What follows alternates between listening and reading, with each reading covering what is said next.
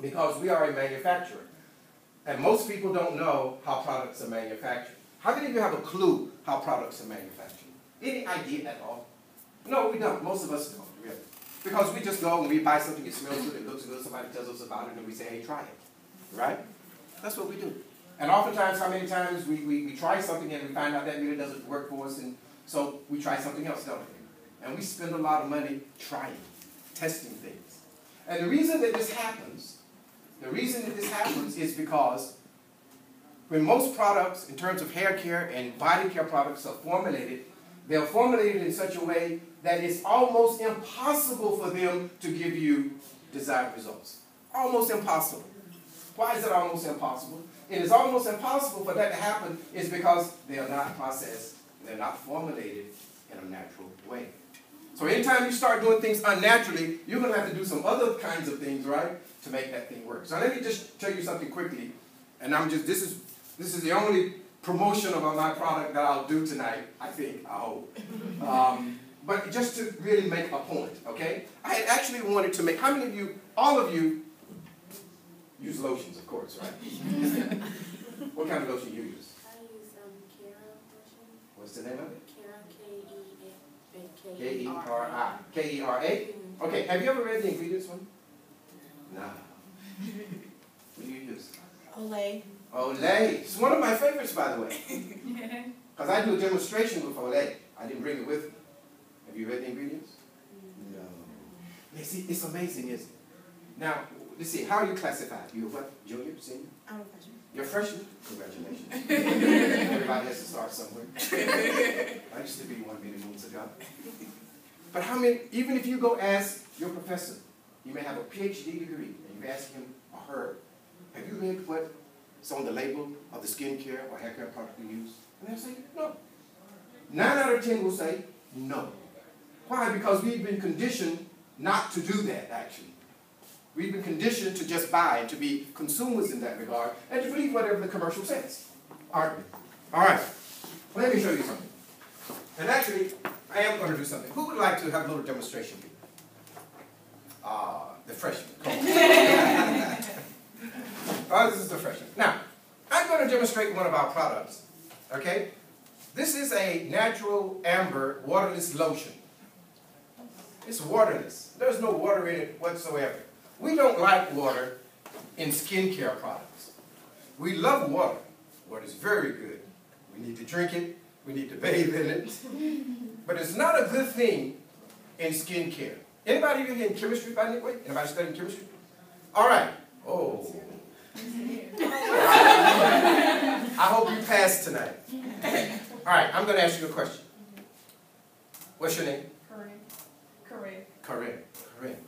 What happens when you mix water and oil together? They don't mix, does it? What is the result of oil and water mixing? Huh? They just lay on top of water. It just, what lays on top? Well, the oil. The oil lays on top of the water. Now, what happens, let's see if you know this one. Now, so far you got a C+. You got a C+ so far. Now we need to get to that B, B plus A. What is the result, or the potential result of oil and water mixing? What does it produce? A suspension? Maybe. Anybody else? Anybody else in chemistry or just want to make a guess? Colloid? Ma'am? Colloid? So no. No. Okay. We're going to give you a B anyway. When you mix oil and water, what it produces is bacteria. Now, if you... Now, see, how many of you cook? I don't want to embarrass anybody, right? But if you've ever left a pot of grease on the stove overnight in water, you know, you sit in water, you know, because you want it easy to clean up, and if you see some little stuff forming on that layer of oil, what is that? Bacteria. Now, what I want you to do, who uses Carol? When you go back to your dorm or to your apartment, I want you to look at the ingredient listing. And what's likely to be the first ingredient on that listing? Water. Now let me tell you something else that you probably don't know. that you'll be shocked to learn. We know this because we're manufacturers. When a product has its first ingredient listing as water, it means that that product is 70 to 80% water. You're buying water. If you want me to sell you water, we'll be happy to sell you water. We'd love to sell you water. But you already are paying for water. And when you buy a skincare product or a moisturizer, are you desiring water or are you desiring moisturizer? Your desire is for moisturizer. So, this is a 4-ounce bottle of pure moisturizer. This is a butter-based product. Almond butters, amber butters, all kinds of wonderful butters from all over the world. I've been kept using it a long time. She gets an A because she's so patient. All right? Now, so, here's the problem. So, because oil and water produces what? Produces bacteria. So all of that stuff on the back of the label, after the water, all of those names that you can't read, is likely to be what? No, what kinds of, chemicals. And why are those chemicals there? To kill the bacteria. Yeah. You like that, see, Glenda? No. I mean, I was like you too before. I didn't know that either. Until, we started this business and we started in the manufacturing process. Yes, there's some oil in it, and usually most oil that's in it is some petroleum oil. Anybody use Vaseline, by the way? Please don't say yes. Oh, no. Okay. Here's your homework assignment. Here is your homework assignment. Homework. I want you to go and research how Vaseline came to be, or where the Vaseline product is called Vaseline Petroleum Jelly. They don't even put that on the label anymore. They just say Vaseline. But back in the day, it said Vaseline Petroleum Jelly. What's petroleum? Chemical. It's oil. Isn't it from pig fat? From what? Pig fat? Some may be in there, but I'm going to tell you. Oh, you know? Go tell Oh, me. no, I just know that there's like some petroleum. Then my friend was Muslim and she couldn't eat pork, so like she couldn't eat anything that had like petroleum in it. Well, you don't want to eat petroleum, Bird. No. Okay. How do you have a car? You got a car? How's your car run? On what? Petroleum. Actually, that product was made right here in North Carolina. And you know what? That grease is a grease that comes from the valves. It's the leftover gunk. I'm telling you the truth. Go research it. That comes from actually the oil machinery. So if you want to, so you may as well go to the hardware store, get them. It's not quite that bad. Anyway, this is a problem. What we are saying is, and what I don't want for you, and I think what you don't want for yourself, you don't want to put in your body nor on your body chemicals. Why do so if you can avoid that, right? And not put it in your head. All right, I'm taking way too much time. What was your name, dear? Princess. Ooh.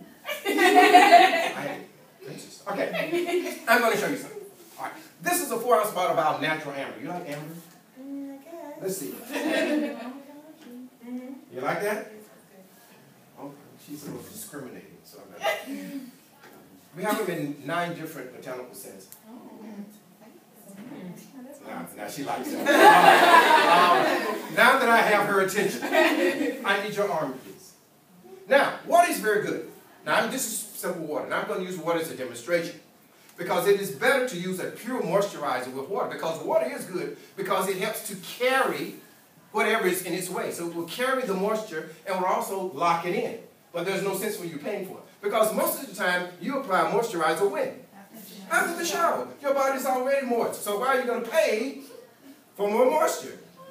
If you decide to do that, call me and I'll sell it to you, okay? Not a problem. All right, let me see your arm. All right, so, Princess just got out of the shower. Okay? Fresh and clean. Ah, fresh and clean. Ah, yes. Now, what we're going to do is going to take 1 drop. This is called Halofina, by the way. We're going to take 1 drop. You don't mind. That's it. What? Oh, see this? Okay, that's a butter. Now go, help yourself, enjoy. Don't let me do it, because then I'm going to get the pleasure, you won't. I'm sorry. Not the thing for an old man to be saying on the campus. Now, roll up your other sleeve. See, the film is, she's taking video here, so I have to be careful. Because I'm sure this will be on Facebook, right? Now, show the difference.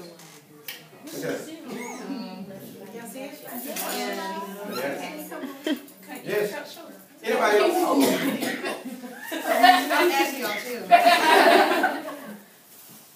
Now afterwards, what we'll do, oh, sorry, all in your face, right? Now, Sorry, that was too much. now, thank you very much. You think there's some more? Oh no, we have to do the other arm. We don't discriminate. Now, you don't have to use water, but it's always better to use water. But anyway, just in the interest of time. Now, this 1 4-ounce bottle is equal to 5 21 ounces of your standard or commercial Jergens or whatever it is that you may use. What we normally do, and I'm going to question in a second here. What we normally do, I use Olay. Who's the Olay person?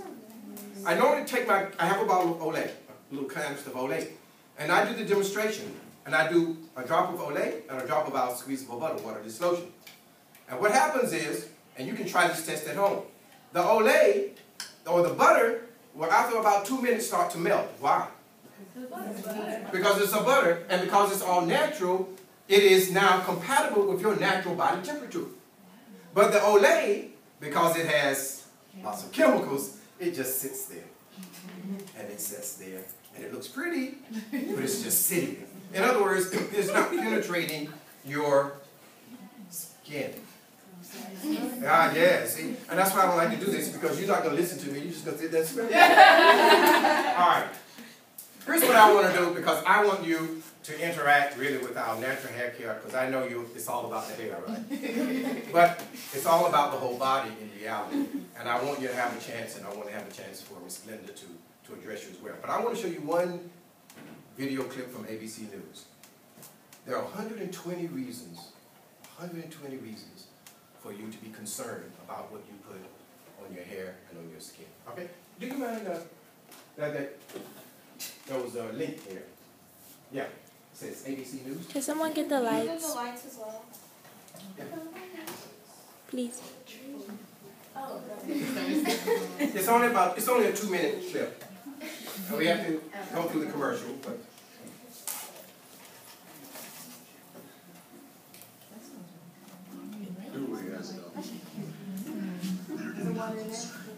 Let's get started. Do you have an envelope? Or not even an envelope? Nice. Shared files instantly, only on Galaxy S3.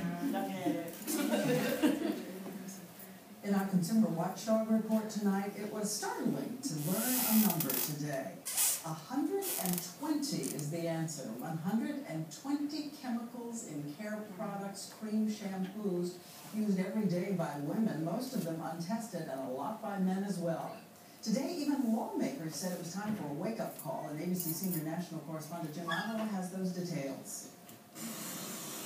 The average woman applies 12 beauty products to her body every day. 120 chemicals. For men, it's 6 cosmetics and 80 chemicals. And few, including Betty Lee Hansen, think much about what's in them. Yeah, I know. Here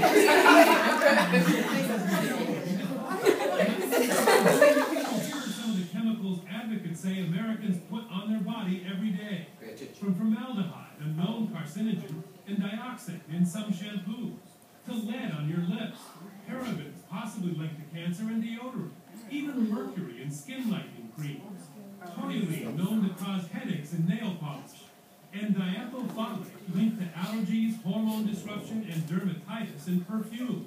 Europe has banned 1,200 such chemicals, the U.S. only 10. So critics say cosmetic makers mix a riskier brew of the same products for domestic use. Companies think that their European customers deserve safer products. There is now a move in Congress to pass a bill regulating cosmetics by summer. requiring labeling all ingredients and prohibiting chemicals linked to cancer or reproductive problems. Cosmetic companies spent $3.5 million lobbying against the bill, saying it would curtail innovation and compromise trade secrets.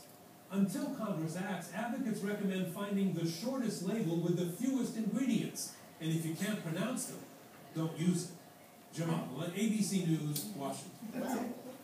If you can't pronounce it, don't use it. You are applying to yourself approximately 120 chemicals every day to your body and or your hair. All right? Anyway, just a little information for you. So, anybody have any questions about it? And the other thing I want to share with you as well.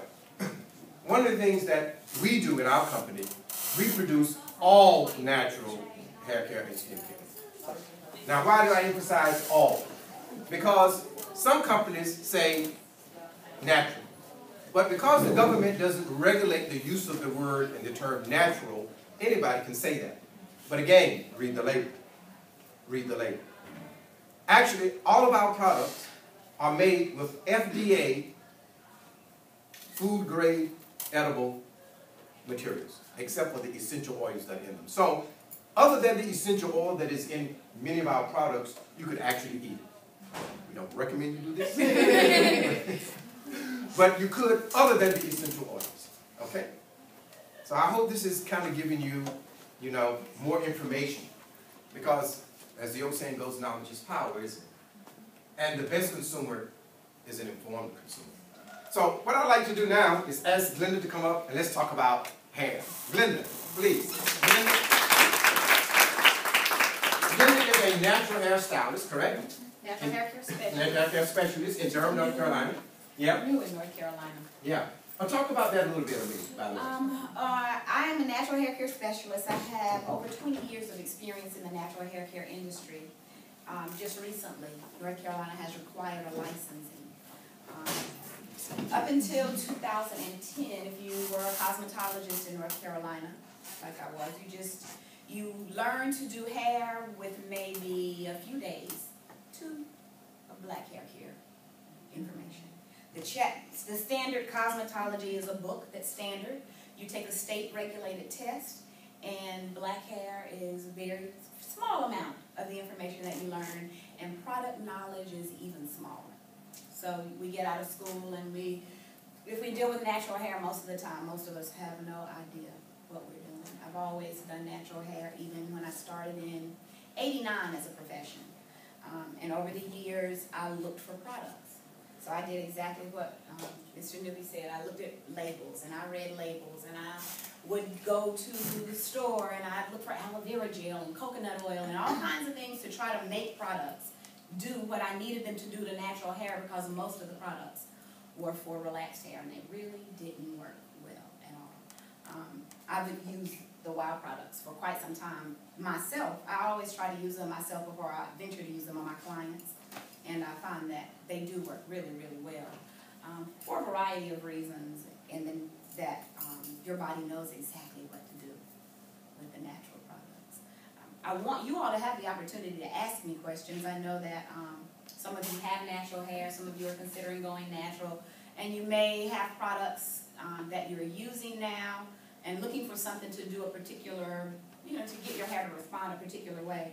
And if are there any questions, first of all, before I start talking? Is there anyone here transitioning? Okay. Okay. So right now you're braiding for transition. How long has it been since you had your last relaxer? July, June-ish. Okay. So you're just starting. Yeah. What about you? May 19th. May 19th. Okay. So you still have relaxed ends on your, okay. And have you found that to be difficult for you? What is the most difficult? Laying down the edges, trying to figure out what to do because I have really dry hair, so trying to figure out how to keep it moisturized also. Okay. And right now, what are you using? Well, I just got a new product from actually my roommate's mom. She's a natural hair specialist too, and she had us using Care. Okay. I have used those products in the past. I would, just as he said, I would read the label on any of the products. There are some products that are designed for natural hair. And sometimes you'll get a good response, or your hair will respond well to them. But when you read the labels, you may find that there are chemicals in it that you prefer not to put in your body. The transitioning process is probably the most difficult. Was there someone else who's transitioning? How long? May. Use your lash relaxer. When you're early on in the transition period, a lot of times you're able to continue to wear your hair in the style that you did before. Pressing your roots, if you're familiar with that, will sometimes work. In North Carolina with humidity, pressing your roots is kind of not an option that lasts very long. I recommend waiting. That's really a very, very difficult time. The longer that you go without relaxing, as you're allowing the new growth to grow out, you'll find that you have a problem with tangling. Like the ends of the relaxed hair will mat up, sometimes to the point that you can't get it loose. I recommend oils for that. That will really help to detangle the oil in your hair is a lubricant. Lubrication is really necessary. You know, we need it on our skin like you demonstrated for showering, but it's also really important for your hair to help detangle. Oh yes, about like women too. I don't think sometimes they know how to identify. You know, they might have like a combination of either dry scalp and oily hair, or oily scalp, dry hair, and they don't know how to identify it. Most of the time, and that is a good point. Most of the time, a lot of what we're putting in our bodies and what we're putting on our bodies is causing us to have symptoms of dry skin and scalp when it really may not be the issue. Using too many products will create bacteria.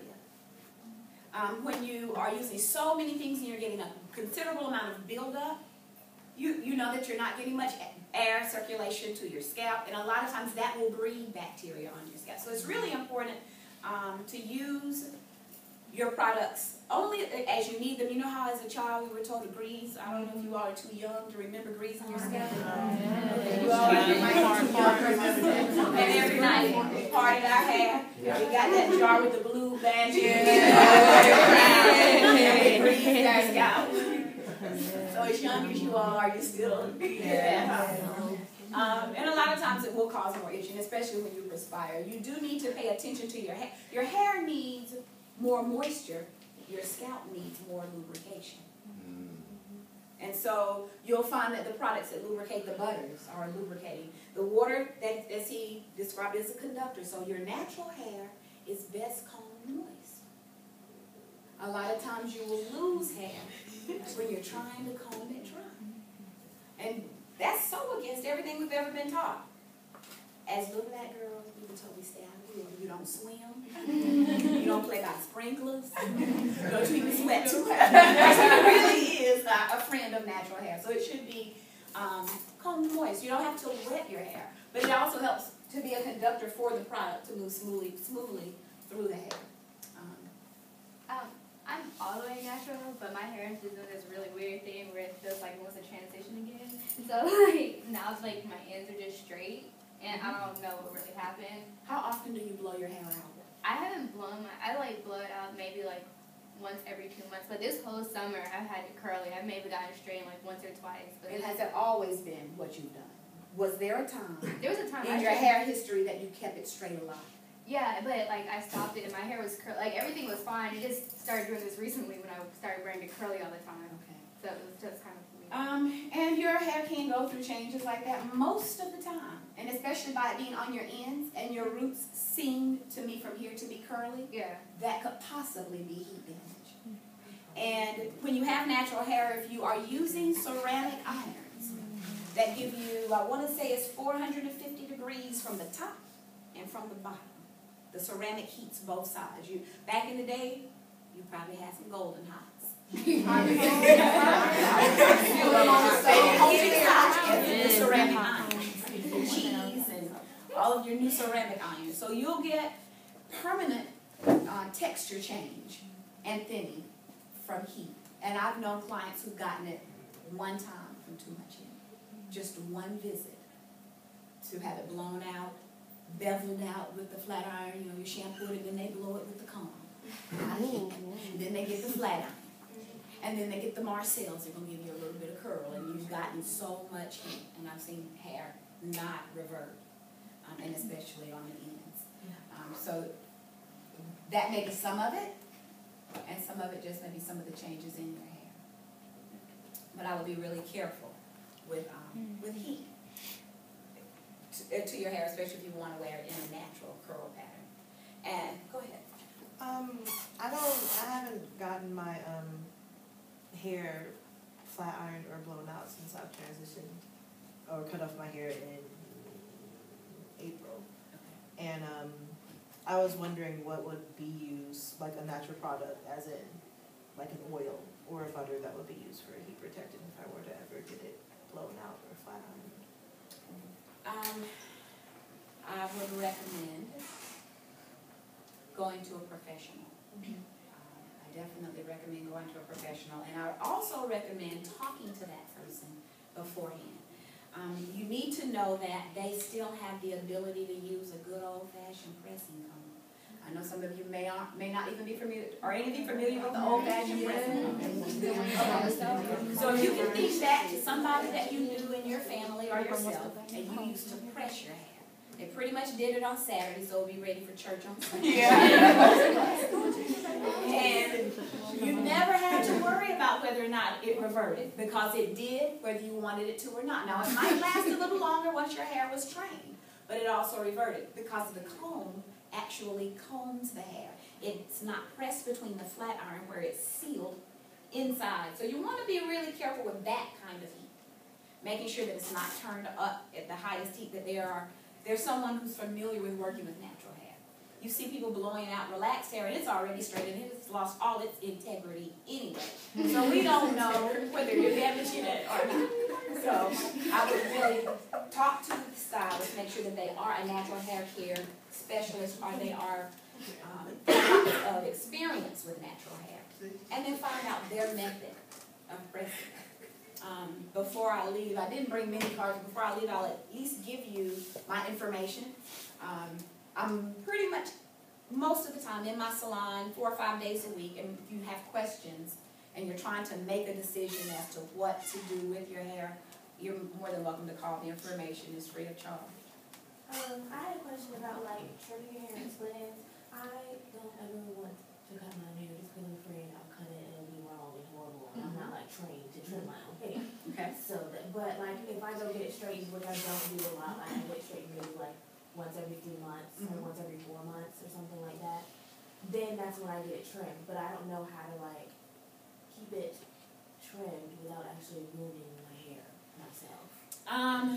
That takes skills. It does. And don't feel bad that you don't know how, because I'm not going to tell you it's very simple to do. When your hair is in transition, you can shampoo it, and it's easy to see what's relaxed and what's natural. You have a line of demarcation, it's obvious. With natural hair, one of the things that is done is it is pressed out sometimes blow dry, so that you can see the end. So you have to really be trained. A shaft of hair, you can tell when it's damaged. If you take a strand of your hair and you look at that individual strand of hair that has been untrimmed, there will still be a line of demarcation, a point in that strand of hair that strand gets thinner because it's been damaged, and layers, the cuticle layer, which is the outside layer of the strand of hair, has been falling off, or it's been damaged, and you can kind of tell. I also still recommend a professional or some help, because how can you really trim the back of your own hair? It's just a difficult, those are things, I would much rather you experiment with a twist out and a twist set and a coil and a bantu knot, and you're trying to style your natural hair, because that can be taken out if you don't like it or you make a mistake. But doing something like pressing it or trimming it, or things that can cause permanent damage, I would definitely recommend seeking a professional. And a professional who will work with you and help you to learn what you need to know to maintain your hair between visits, because that's really very important. They need to let you know what they're using on your hair. You want to see it, you need to get it and read it. Is it possible to transition for too long? Because I've been transitioning since July of last year. I just don't know, like, does it become a point to where transition like is doing more harm than helping you? In the transition from relaxed to natural hair, some of you probably can remember on your journey, it was very easy initially, and then after a while, your ends began to be a real problem. That's because they're splitting and they're very damaged. You'll find that in a transition, if your curl pattern is, your natural curl pattern that's growing out of your scalp is drastically different than what your relaxed hair is, that the transition will be more difficult. And sometimes you'll need to clip the hair or cut the relaxed hair off sooner. If the two are more similar in curl pattern, then you may be able to go a little longer. There's no way. I have some people who say, well, Glenda, I haven't had relaxer in 2 years. When is it going to be gone? Well, permanent, it's called, we say we're going to get a perm, but that's all, really a perm is curling your hair, like a jerry curl. That's a cold wave curl. And we say perm, but it's a permanent relaxer because that hair is permanently relaxed. And once it's been relaxed, it's never going to be natural again. So it doesn't go back. Are you having any difficulties with styling it or Well, the piece is in the front a little bit longer, so when I do like a braid out or something, it'll drop quicker, I guess, because of the weight of the relaxed hair. So it's hard for me to hold styles. And you probably, it's been, you said it's been 2 years or 1 year? Well, tomorrow will be like 14 months. Okay. So. Are you ready yet to cut any? Are you trimming it gradually? Yeah, I'm trimming it gradually. But I guess since I have a even cut all the way around, the front is a little bit longer. But I'm probably like December, I was going to do a big chop. And I don't know if that'll be... You're going to... Do you know how much relaxed hair you still have on your ends approximately as far as like in length? About 6-7 inches. Okay. And what about new growth? You should by now have about the same. Yeah, I have about the same in new growth. I really think I would clip it, we'll cut it off sometime soon. You don't want the ends to split and it damage. In the back, if you said you have a blunt cut. Yeah, so on the back is a little bit shorter. And it's probably pretty much natural. Yeah. In your front. And that's not unusual too. A lot of times you'll find that the front even is naturally straighter, that we have more than one curl pattern on our heads. But if it's working well for you and you're apprehensive, and you're able to maintain, I'm not going to tell you, you got to get it cut. At one point you're going to get tired. You'll go ahead and cut it. And then your styling options will become greater, because it is a very difficult styling with your new growth, with relaxed hair. A lot of people will say I'm natural, but if you have even any relaxer on your hair, it's relaxed with a lot of new growth. So it's not quite natural. I was going to ask about, like, I guess my hair is basically still transitioning type thing, but, like, what about, like, bantu? Like, I tried to do bantu knots sometime, and, like, the part that still curls was like all cute, and then like the ends were just like this. And, that's a good point, and that's one of the things that I think is important with natural hair. With your hair, when it's natural, it has a curl pattern, and most natural styles are styling with the curl pattern versus against the curl pattern. So when you're doing a natural style, of course, your natural hair is going to respond much better. You may want to clip it gradually. We tend to grow between about a half an inch to an inch of hair a month, depending on how quickly you grow your hair, somewhere in that range. So if every couple months you cut 1 inch, then you really shouldn't notice any difference in your hair. And I know that it's an emotional thing for us, because we are so connected to our hair being our beauty. And that's where our beauty is. Going natural in that transition,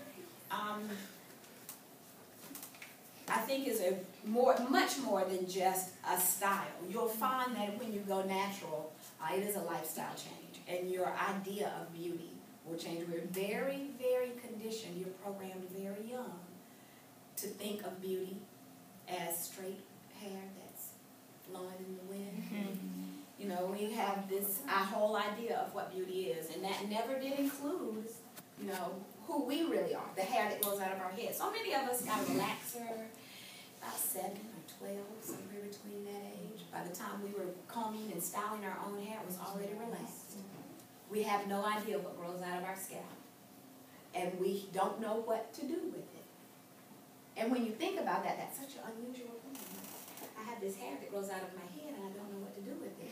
I have these hands that grow on the end of my arm, and I don't know what to do with it. So I would employ each of you, or these feet that grow on the end of my legs, and I don't know what to do with them. To really begin to kind of study and learn about different things you can do with your hair. Styling with your curl pattern is really important. Moisture, water is definitely your friend. Water is not your enemy.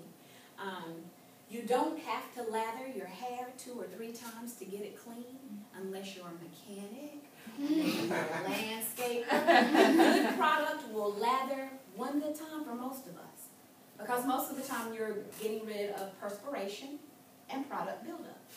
Those are the things that you're getting rid of, and water will get rid of a lot of that. So a mild shampoo that's natural typically can get your hair clean in one good shampoo. Get her now. Now that I straighten my hair, I've noticed I have like this really bad problem with like single strand knots or whatever in my hair. Like, is there any way to fix that, or? When is the last time you had your ends trimmed? Like last month, maybe. Okay. And when you say single strand knots, what is this? When you're just combing, or is it removing a style? I think it's like, because most of the time, like, I don't straighten my hair very often, so okay. I guess I don't know if they're there like all the time, but I just notice it like when my hair's straight, and when I comb it, like I'll just like look at my ends or whatever, and then it'll just be like single strand knots there. And when you don't have your hair straight, how are you wearing it? Like natural. In its curl pattern. It's not unusual when you think of, we all have a curl pattern, and we learned that a curl pattern can be anything from a wave to a cylinder-like curl pattern, like the spring in an ink pen, if you've ever pulled the spring out of an ink pen. And when you consider that sometimes it can be very coily, your hair can tie itself into a knot. So I'm not surprised that that can happen. Are you experiencing a lot of that? I don't know, like, I don't know if I'd say a lot, but. You may want to try putting some natural oil on the hair. And maybe concentrating a little on your ends. Okay. And see if that helps. That lubrication may help either for it not to knot, or if it does, for the knots to slide out a lot easier.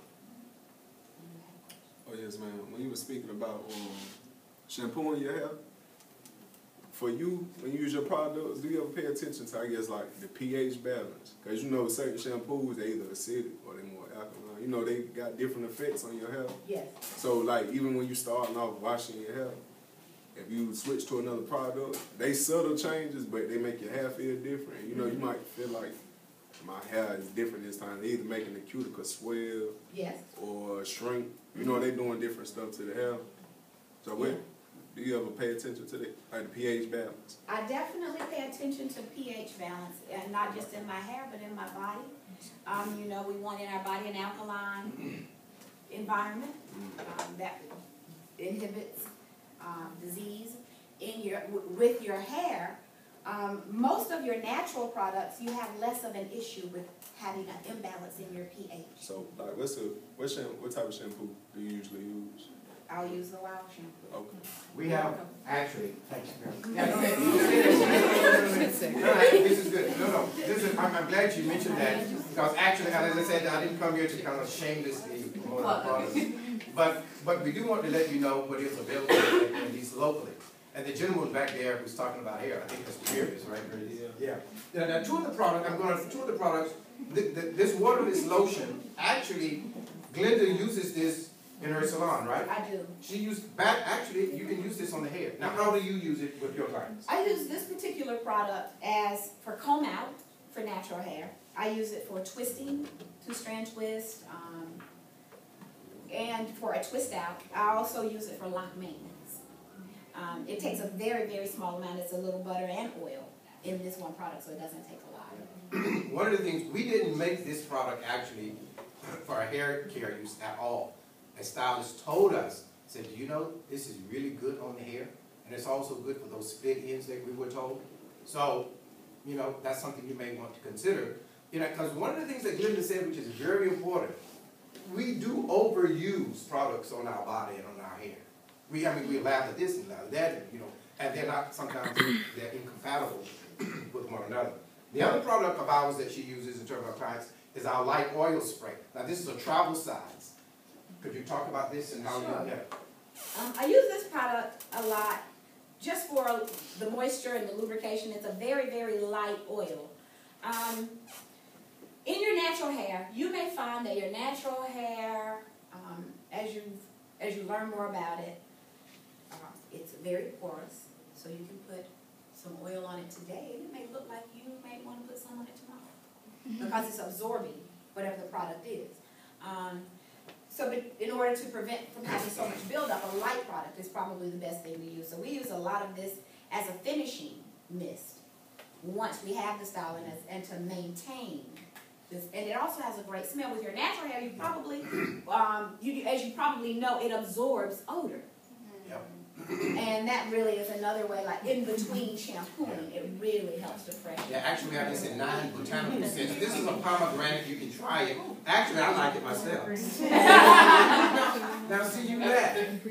Because, see, you laugh.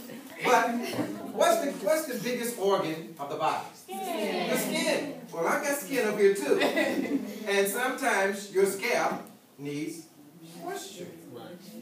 And lubrication. So I also use the hairspray as well. Now, I don't necessarily like to smell like pomegranate. So I guess I have to be careful when I walk back across the campus. But at any rate, that is one last thing. Now, also, too, we were talking about shampoos. Demarius was talking about shampoos. We do have, and again, this is just for you to check yourself. You can check it on this site, our website. We do have actually 3 different types of shampoos. We have an organic shampoo, an organic botanical shampoo, and we also have a revitalizing shampoo. One, like Glenda was talking about, if you're not in that situation where your hair really gets a lot of damage and dust and sand and whatever, you know, from the environment, then we have a shampoo for that kind of deep cleansing. Just for the normal cleansing, we have an organic shampoo that's available for that, and as well as conditioners. Again, you can see that and get that information from the website. I would like to let you know that, of course, Ms. Glenda is our natural hair care consultant, and again, she has her salon, Sincerely Yours Salon in Durham, and she uses our products. And Demarius here is from Durham. He's one of our natural product representatives in Durham. So if you ever need and would like to get products directly, he can help you to do that. May help you to get a little discount or whatever, etc. So you can talk to him about that afterwards. And then of course you can come and see some of and test some of the other products that we have. We have natural botanical soaps as well, all natural. But I know we're supposed to, 8 o'clock is with our time frame, and I'm really thrilled, frankly. This has been